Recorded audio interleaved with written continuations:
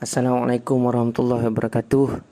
Terima kasih kepada Pegawai Pendidikan Daerah kita, Tuan Haji Nik Muhammad bin Nik Lip, kerana memberi peluang kepada saya sekali lagi pada minggu ini untuk berkongsi dengan rakan-rakan.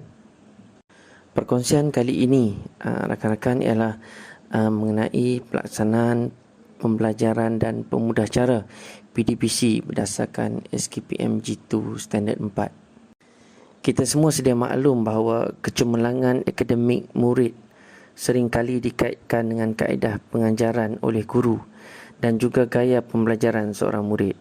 Secara umumnya, pengajaran adalah proses penyampaian kemahiran, ilmu pengetahuan, sikap dan nilai. Manakala pembelajaran boleh didefinisikan sebagai proses memperolehi maklumat dan pengetahuan, penguasaan kemahiran dan tabiat serta pembentukan sikap dan kepercayaan. Kita juga percaya bahawa jika ada perubahan sikap selepas suatu proses PDPC, maka bolehlah kita anggap PDPC itu sebagai berjaya. Proses pengajaran dan pembelajaran yang berkesan memerlukan para guru memahami peranan guru, peranan muridnya dan peranan persekitarannya. Ini disebabkan para guru dan murid kerap kali membawa pengalaman mereka dalam pengajaran dan pembelajaran.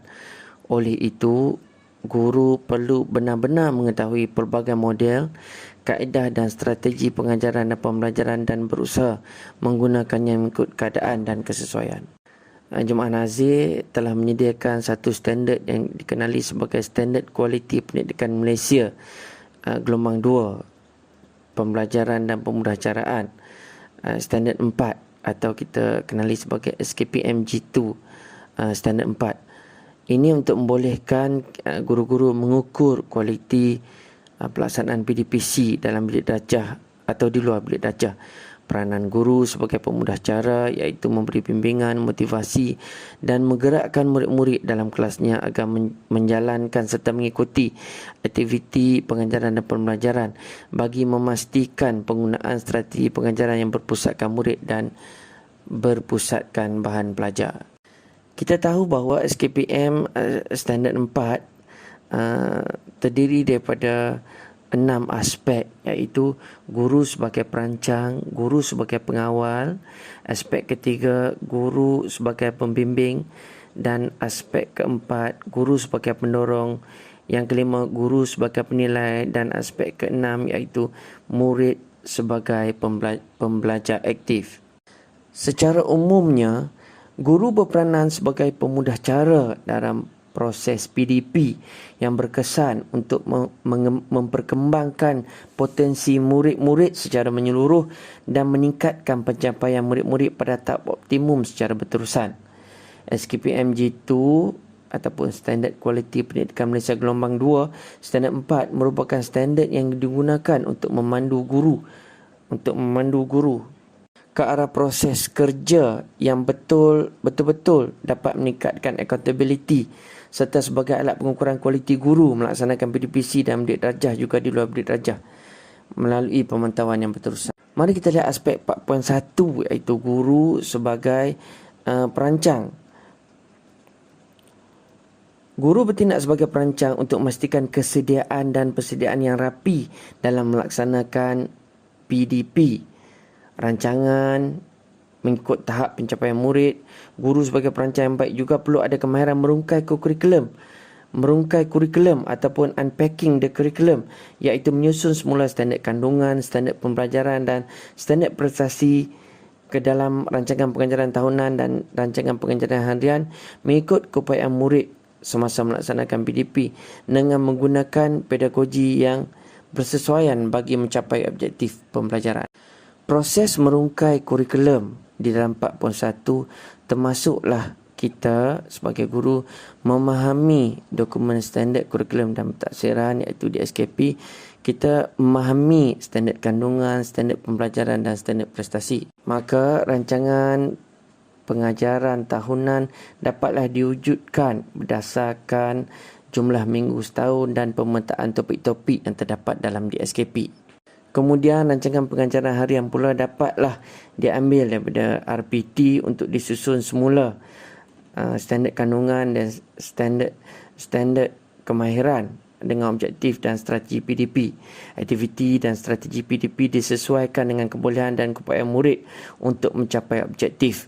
Perlu diingatkan di sini aras keupayaan murid perlulah diambil kira dalam melaksanakan objektif rancangan pengajaran harian. Kaedah pentaksiran juga hendaklah berdasarkan objektif dan dirujuk juga di dalam DSKP. Rancangan pelajaran tahunan ataupun rancangan pengajaran tahunan RPT hendaklah mengandungi secara ringkas isi pengajaran dan pembelajaran berdasarkan sukatan pelajaran kebangsaan dan hendaklah dipetakan topik berdasarkan jumlah minggu setahun. Di dalam standard 4.1, guru melancang pelaksanaan PDPC secara profesional dan sistematik. Ini termasuklah guru menyediakan RPH, menentukan kaedah pentaksiran, menyediakan sumber pendidikan, menetapkan bilik ruang sebagai tempat pembelajaran secara spesifik, mengikut keupayaan murid, peruntukan masa dan arahan yang berkuat kuasa. Aspek 4.1 juga merujuk guru sebagai perancang untuk memastikan kesediaan dan persediaan yang rapi dalam melaksanakan pembelajaran dan pemudahcaraan ataupun PDPC. Dalam menentukan objektif, guru-guru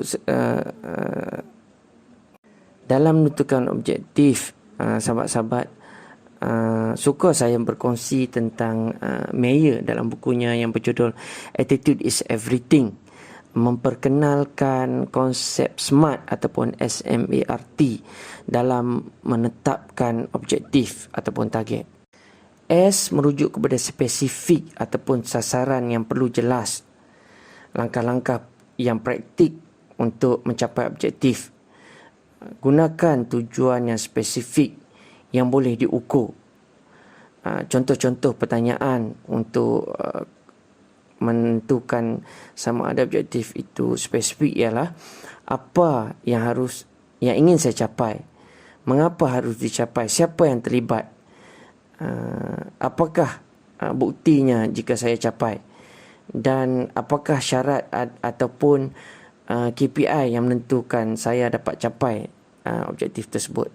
M ialah measurable, iaitu menekankan pentingnya kriteria yang digunakan untuk mengukur besarnya ataupun mengukur kemajuan yang dibuat dalam menentukan objektif itu.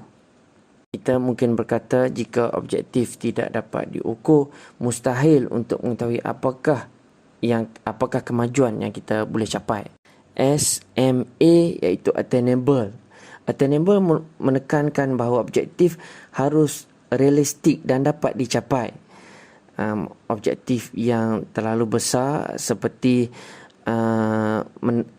memastikan semua murid dapat mencapai objektif mungkin terlalu sulit jika kita berdepan dengan kelas yang berbilang keupayaan. Jadi jika 50% ataupun 60% peratus murid dapat mencapai target, selebihnya dapat mencapai target yang lain, mungkin lebih objektif. Attainable juga merujuk kepada objektif yang boleh dicapai dalam masa yang ditetapkan. R juga merujuk kepada realistik ataupun relevan. Adakah pengajaran atau objektif yang dibuat ini realistik dan relevan kepada topik ataupun kepada situasi semasa dengan pelajar-pelajar yang ada di tangan kita. Kemudian T pula ialah timely, iaitu adakah target ataupun PDPC kita ini dapat dilakukan dalam masa sejam ataupun setengah jam yang kita peruntukkan. Secara ringkasnya, SMART yang diperkenalkan oleh Mayer dalam bukunya Attitude is Everything itu ialah S specific, kemudian M measurable, boleh diukur, kemudian A attainable, boleh dicapai, kemudian R relevant ataupun ada kaitannya, dan T timely berdasarkan peruntukan masa yang ditetapkan. Saya yakin kita dapat menguasai aspek 4.1 dalam SKPM G2 standard 4 ini. Berjumpa di lain kali dalam aspek 4.2 seterusnya kepada 4.6.